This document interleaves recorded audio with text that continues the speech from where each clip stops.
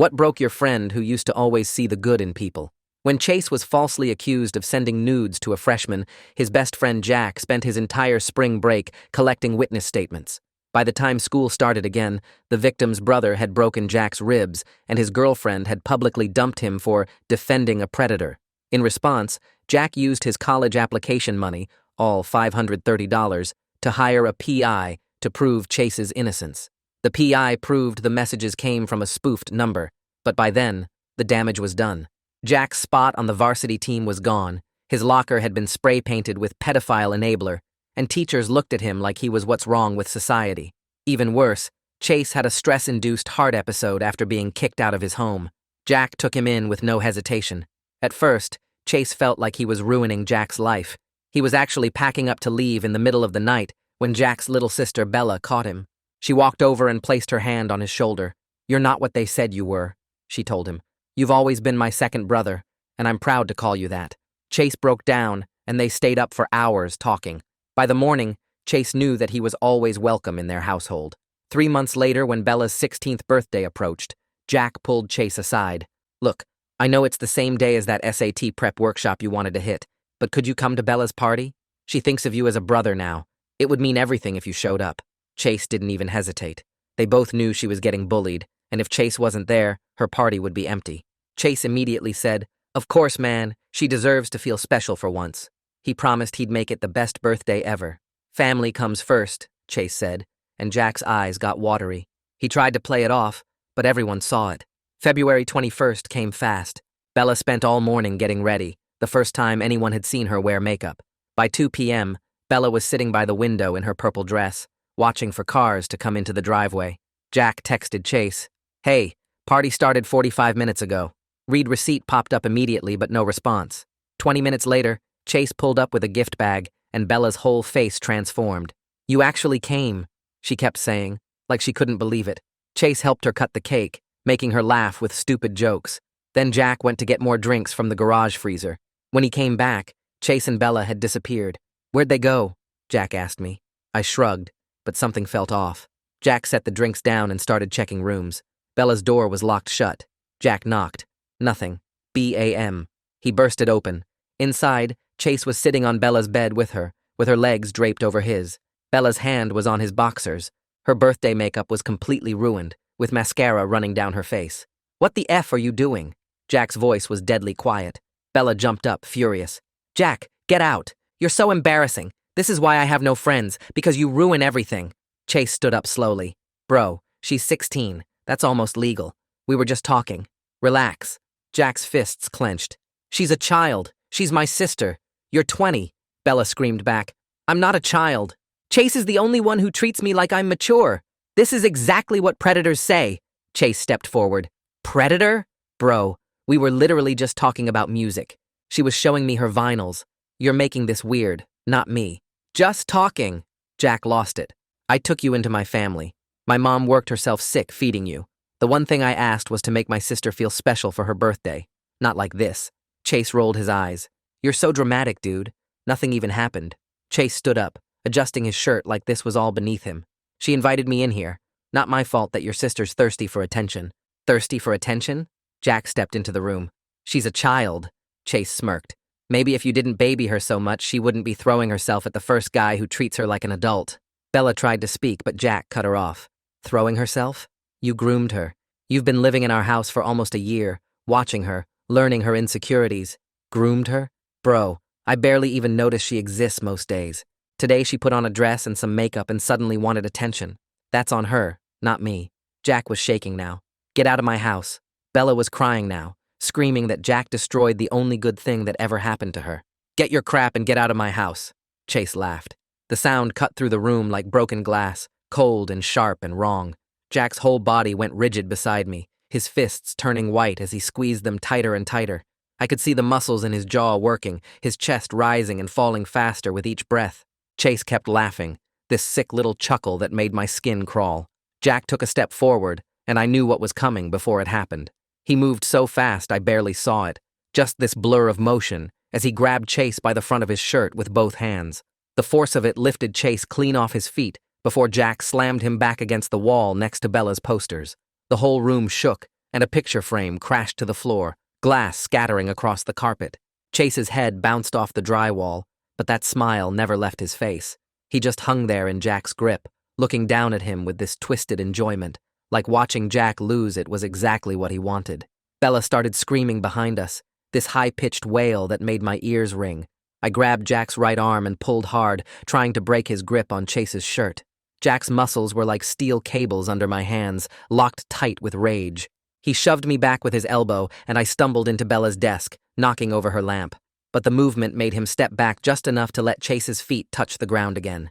Jack's finger pointed straight at Chase's face, shaking as he spoke through clenched teeth. He told Chase he had 5 minutes to pack his stuff and get out. Chase just straightened his shirt real slow, brushing off invisible dust like nothing had happened. He walked past us toward the door, actually whistling some tune I didn't recognize. Bella tried to rush after him, but Jack moved to block the doorway. Her hand came up fast, and the slap echoed through the room louder than Chase's laugh had been.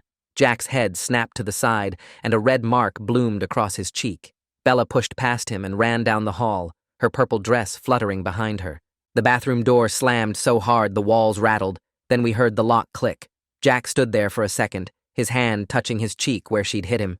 Then he turned and headed downstairs, taking them 2 at a time. I followed him into the kitchen where he stopped in front of the wall next to the fridge. His right fist pulled back and drove forward in one smooth motion.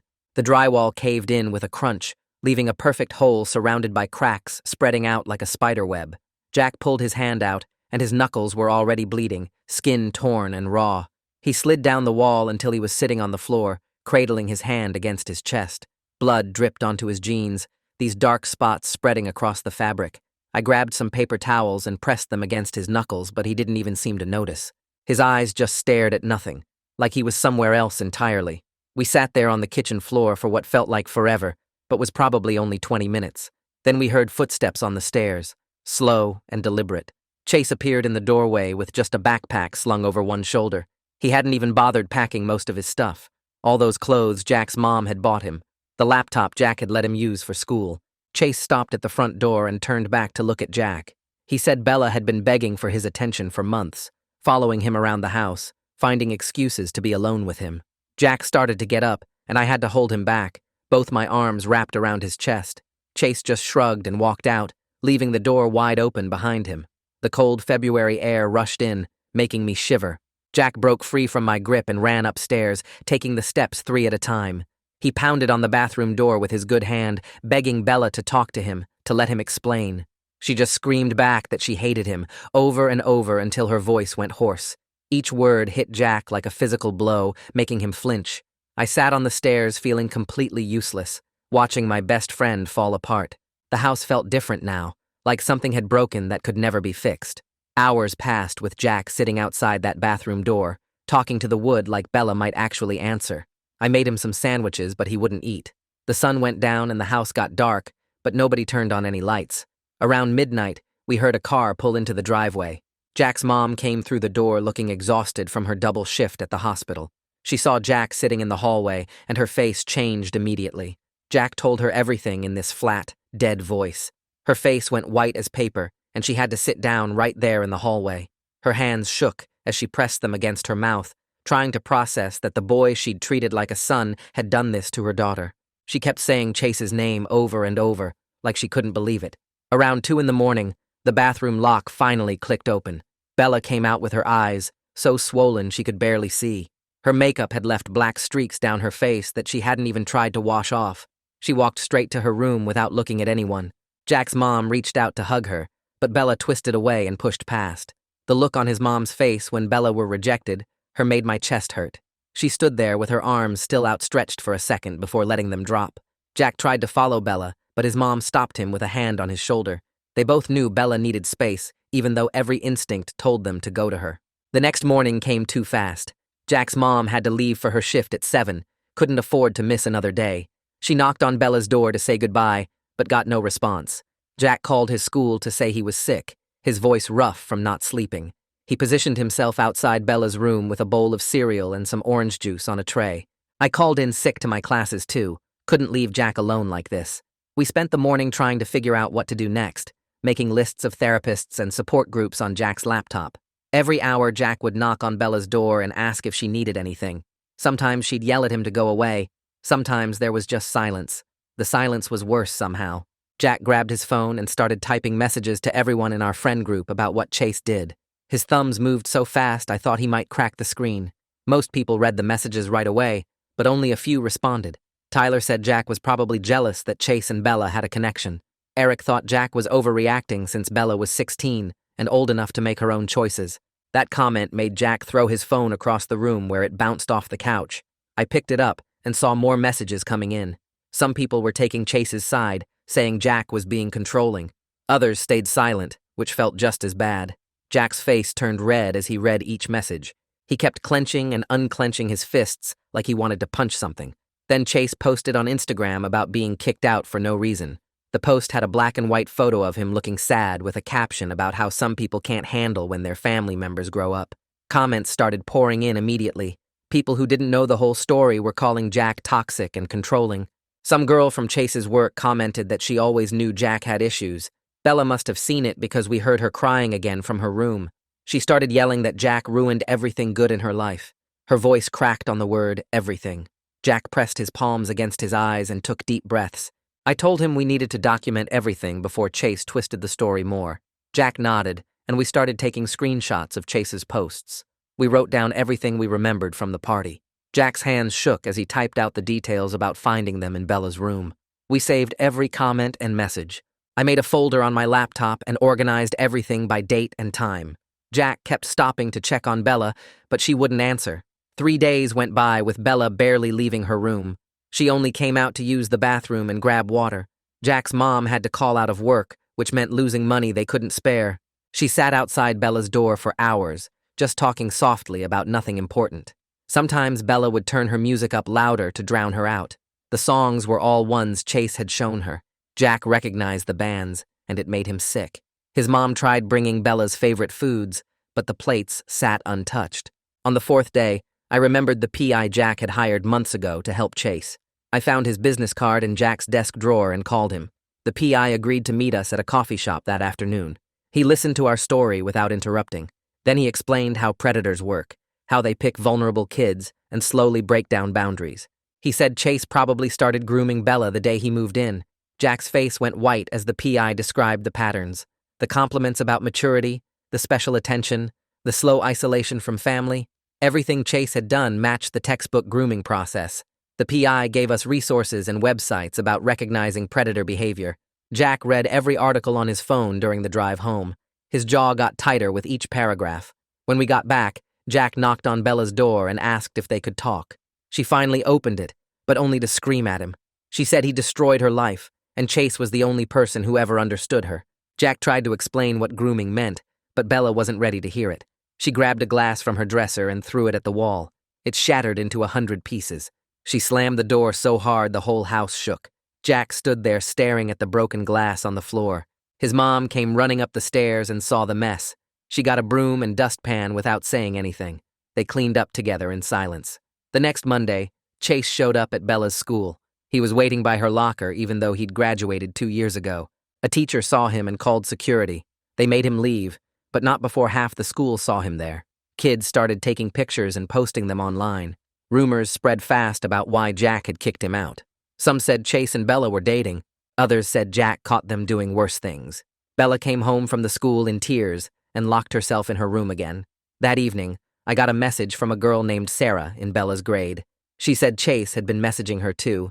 She sent me screenshots of him asking for pictures and trying to get her to meet him secretly.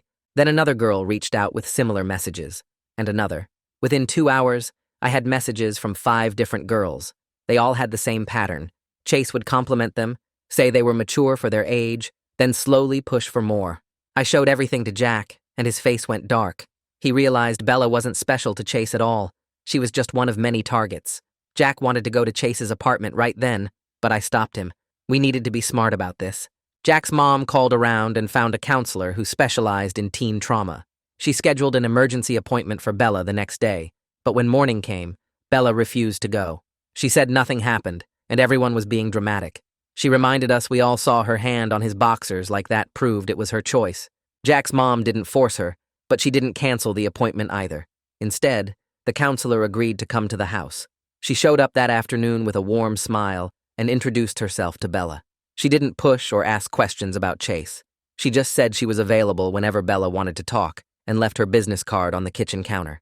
The second the counselor's car pulled away, Bella grabbed the card and ripped it into tiny pieces. She threw them in the trash and stormed back to her room. Jack's mom waited until Bella was gone, then carefully picked out each piece from the garbage. She sat at the kitchen table with tape and put the card back together. Her hands moved slowly and carefully, like she was handling something precious.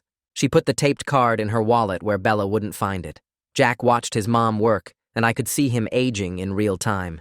The kid who used to laugh at everything now looked like he hadn't smiled in years. A week passed with Bella barely leaving her room, except to use the bathroom. That Thursday morning, she came downstairs with her phone in her hand and tears streaming down her face. She showed Jack the screen where messages from random numbers were calling her terrible names and saying disgusting things about what she did with Chase. Jack grabbed the phone and scrolled through dozens of messages, each one worse than the last. His face went white when he realized these were probably spoofed numbers, just like the ones that started this whole mess with Chase in the first place. Jack's mom took one look at the messages and called the phone company, but they said there was nothing they could do about spoofed numbers. I suggested we could at least monitor what was coming in, so we spent that afternoon setting up parental controls on Bella's phone. Bella went crazy when she found out what we were doing. She screamed that we were violating her privacy, just like everyone violates everything. And the way her voice cracked on that last word made it clear she was starting to understand something had been wrong with Chase, even if she couldn't say it out loud yet. Jack had to physically hold her back from throwing her phone at the wall while his mom changed all the settings. The next day, I was scrolling through Instagram when I saw Chase had posted photos with some new girl who looked maybe 18 at most. She had braces and was wearing a community college sweatshirt in the pictures. Jack saw it too and immediately wanted to message her, but I grabbed his arm and reminded him what happened last time he tried to warn people about Chase. He still had scars on his ribs from where that kid's brother had kicked him. Jack put his phone down, but kept staring at the photo like he could somehow protect this girl through the screen. 3 days later, Bella must have seen the same photos, because we heard this awful wailing sound from upstairs. Jack's mom ran up and found Bella on her bedroom floor, sobbing so hard she could barely breathe. She kept saying she wasn't special at all, that Chase had just used her like he used everyone. Jack's mom sat on the floor and pulled Bella into her lap, rocking her like she was 5 years old again. For the first time since the party, Bella didn't push her away. She just cried into her mom's shoulder for what felt like hours. Monday morning, the assistant principal called Jack's mom at work. The school had decided to issue a no trespass order against Chase after multiple reports about him hanging around campus. It wasn't much, but at least it meant Chase couldn't just show up at Bella's locker anymore. Jack actually slept through the night for the first time in weeks after hearing that news. That same week, 2 girls from Bella's school contacted Jack through Instagram. They sent him screenshots of messages Chase had sent them over the past few months. The messages all followed the same pattern. First, he'd tell them they were mature for their age. Then, he'd make them special playlists. Then, he'd start asking to meet up secretly. One girl said Chase had tried to get her to sneak out at night to meet him at the park. The other said he'd offered to pick her up from the school without her parents knowing. Jack showed me all the messages, and we both felt sick, realizing how many girls Chase had been targeting while living in Jack's house. Jack wanted to take everything to the police immediately, but his mom wasn't sure. She worried about putting Bella through a police investigation when nothing technically illegal had happened that they could prove. Chase had been careful to never explicitly cross certain lines in his messages. The frustration of knowing Chase would probably never face real consequences was eating Jack alive. He'd punch his bedroom wall at night just to have somewhere to put all that anger. School became impossible for Bella. Kids whispered when she walked by, and some even took pictures of her. She started having panic attacks in the hallways. The nurse called home 3 times in 1 week saying Bella needed to be picked up.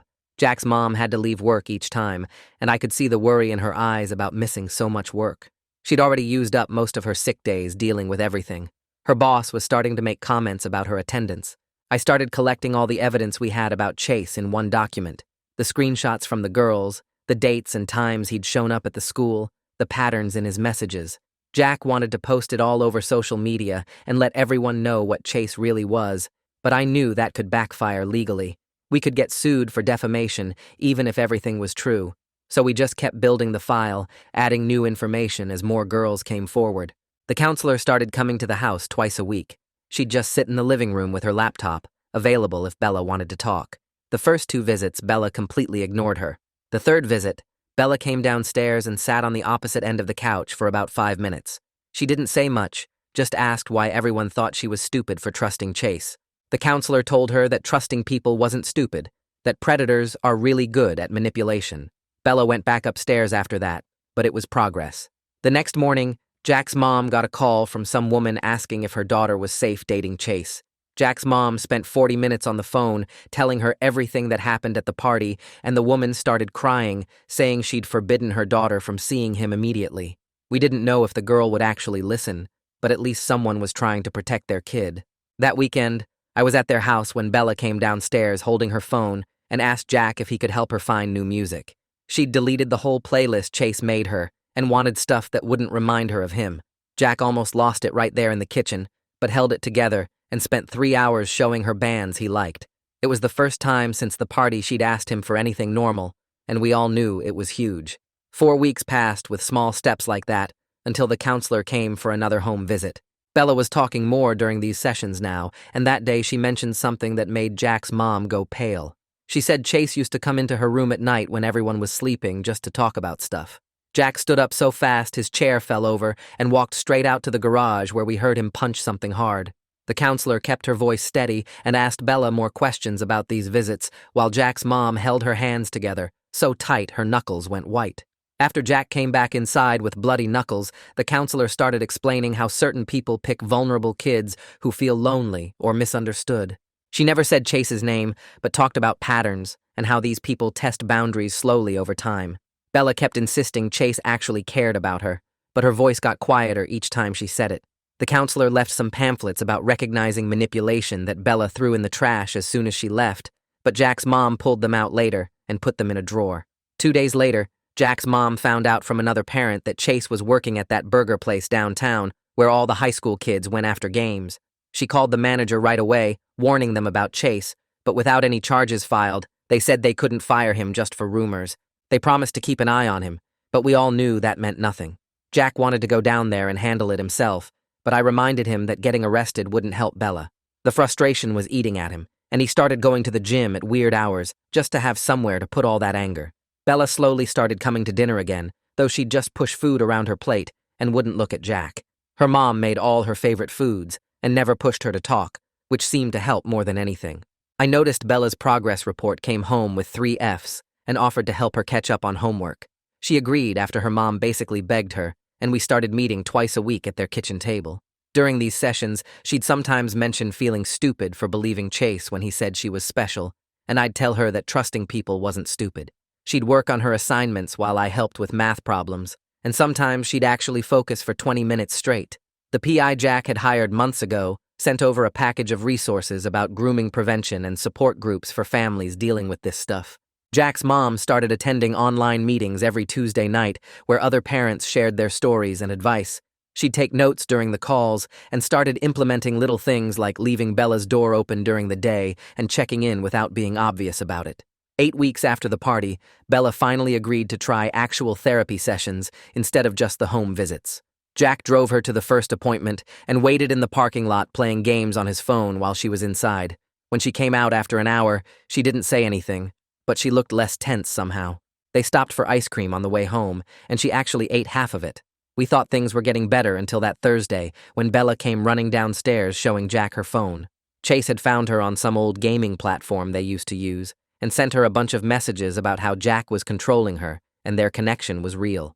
The messages said Jack was jealous and trying to keep them apart because he couldn't handle that someone finally saw how special she was. Bella was shaking as she showed us, and Jack took screenshots of everything before blocking Chase on every platform we could think of. I helped him check all her social media and gaming accounts to make sure Chase couldn't reach her anywhere else. We found 2 more platforms where he'd already tried to add her and blocked those too. Jack's mom called the counselor that night, and they had an emergency session the next day where Bella admitted she'd almost responded to tell Chase to leave her alone. The counselor explained that any response would just encourage him to keep trying, and Bella seemed to understand even though she clearly wanted to tell him off. The whole thing set her back, and she stopped coming to dinner again for a week. The counselor came back for another home visit on Monday, and this time Bella actually sat with her for almost an hour in the living room, while Jack and his mom stayed in the kitchen pretending to do dishes. Bella kept picking at the couch cushion while she talked, and I could see her asking something that made the counselor lean forward and nod a lot. The counselor wrote something on a piece of paper and handed it to Bella, who read it over and over before folding it up and putting it in her pocket. Later that night, Bella told her mom she wanted to keep going to the sessions and asked if they could do twice a week instead of just once. Jack called the counselor's office the next morning to set up his own appointments because he couldn't sleep anymore and kept replaying every moment Chase lived with them looking for signs he missed. His first session was that Thursday afternoon, and he sat in his car for 20 minutes before finally going inside. When he came out an hour later, his eyes were red, and he drove straight home without stopping for food like he usually did. The therapist had given him a whole packet about predatory behavior and how they pick families to target, and Jack spent that whole night reading it and taking notes. Meanwhile, the school principal called Jack's mom about new security measures they were putting in place after what happened with Chase showing up at Bella's locker. They installed a new check-in system at the front office where all visitors had to show ID and state their business before getting a visitor badge. The security guards started doing extra rounds during lunch and after school when kids were most vulnerable. Bella noticed the changes right away and told Jack it made her feel better, knowing Chase couldn't just walk into the building anymore. 3 weeks into her group therapy sessions, Bella met another girl who'd been through something similar with her stepdad's friend. They started sitting together during the sessions and then exchanging numbers to text between meetings. The girl invited Bella to get coffee after their session, and they spent 2 hours talking about everything except what brought them to therapy. Jack's mom saw them laughing at something on Bella's phone when she picked her up and started crying right there in the car because it was the first real laugh she'd heard from Bella in months. The other girl started coming over to their house to study and watch movies, and Bella actually started doing her homework again instead of just staring at her textbooks. Jack kept going to his therapy sessions every week and slowly stopped blaming himself for not seeing what Chase was doing. His therapist made him write down all the good things he did for Chase and all the ways Chase manipulated the situation to get access to Bella. It took Jack 6 sessions before he could say out loud that it wasn't his fault without his voice breaking. 3 months after the birthday party, Bella knocked on Jack's door one night and asked if they could talk. She sat on his bed and told him she understood now, that he was trying to protect her, even though she hated how he did it. She said she wasn't ready to completely forgive him for bursting in like that, but she knew he loved her, and that's why he reacted so strongly. Jack started crying, and Bella hugged him for the first time since everything happened, and they just sat there holding each other for a long time. The next week, Jack's mom got called into her boss's office and thought she was getting fired for all the time she'd missed, but instead, they offered her a supervisor position with better hours and a raise. The extra money meant they could keep paying for therapy without using the emergency savings, and she could actually be home for dinner most nights. The new schedule let her cook real meals again, instead of leaving money for takeout, and the family started eating together at the table like they used to. Bella decided she wanted to write Chase a letter to get all her feelings out, even though she'd never send it. Her counselor said it was a good idea and helped her plan what she wanted to say. Bella spent 3 days writing and rewriting it until she had 4 pages of everything she wanted to scream at him. The counselor came over that Saturday, and they all went to the backyard where she'd set up a small metal bucket. Bella read parts of the letter out loud while tears ran down her face, then lit it on fire and watched it burn while Jack and his mom held her hands. 2 weeks later, I was at the grocery store grabbing chips when I turned the corner and almost ran right into Chase. He smiled at me like we were old friends and asked how everyone was doing. I told him to stay away from the family and that everyone knew what he really was now. His face changed for just a second, and I saw real anger before he forced the smile back and said he didn't know what I was talking about. I said people at his job knew too, and his new girlfriend's parents knew, and soon everyone would know. He grabbed my arm hard enough to leave marks and said, "I better watch what I said about him," then let go and walked away fast. I took pictures of the bruises and texted them to Jack in case we needed them later. Bella went back to the school the next Monday and stopped by the art room after her last class. Her old art teacher smiled huge when she saw her and said she'd been hoping Bella would come back.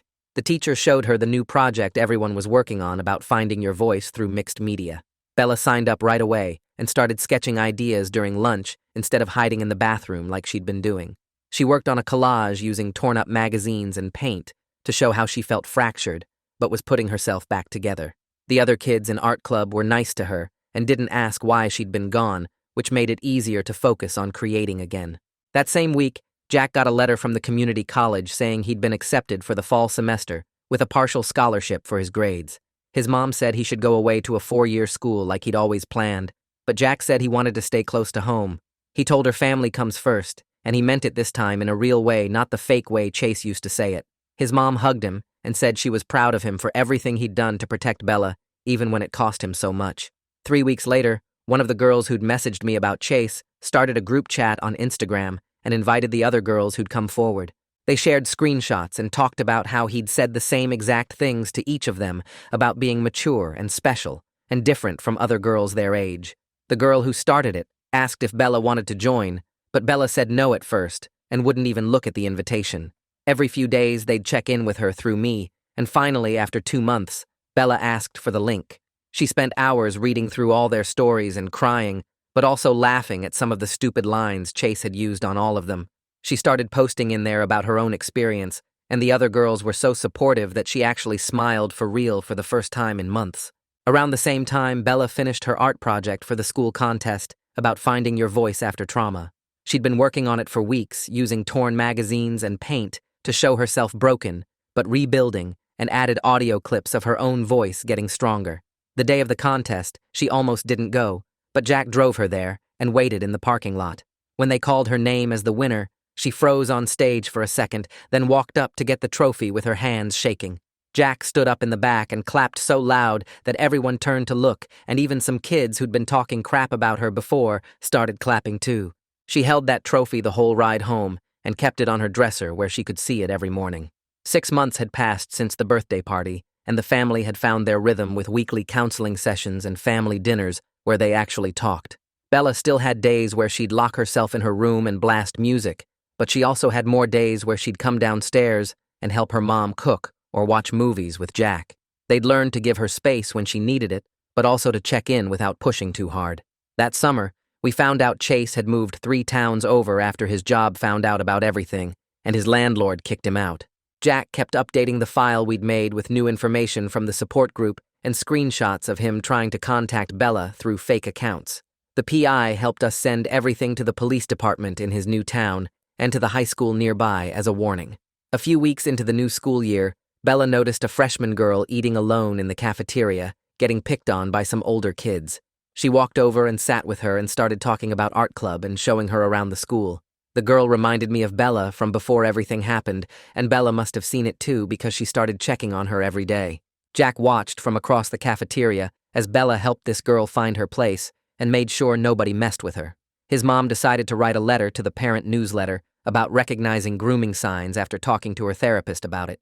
She included warning signs she wished she'd known and resources for families dealing with similar situations. The school board approved it and sent it out to every family in the district. Over the next few weeks, she got dozens of emails from parents thanking her and sharing their own concerns about adults in their kids' lives. When Bella's 17th birthday came around, she didn't want a party at first, but her friends from art club and the support group convinced her to have a small get-together. 15 kids showed up with homemade cards and silly gifts, and they played music and ate pizza in the backyard. Bella hugged Jack in front of everyone and told him she loved him and thanked him for never giving up on her, even when she pushed him away and tried to hate him for protecting her. Looking back on everything now, I know we didn't get the justice we wanted with Chase never facing real consequences for what he did. The healing isn't complete either, because Bella still has nightmares sometimes, and Jack still blames himself for bringing Chase into their home. But the family is stronger now than they were before in some ways, and Bella is doing things we weren't sure would be possible 6 months ago. She's mentoring that freshman girl and winning art contests, and actually has real friends who care about her. Sometimes that's the best victory you can hope for when the system fails you, but your family doesn't. Man, that was such a good time sharing this little journey with you all. Appreciate you letting me bring a bit of excitement into your day. Until we meet again, subscribe for more content like this.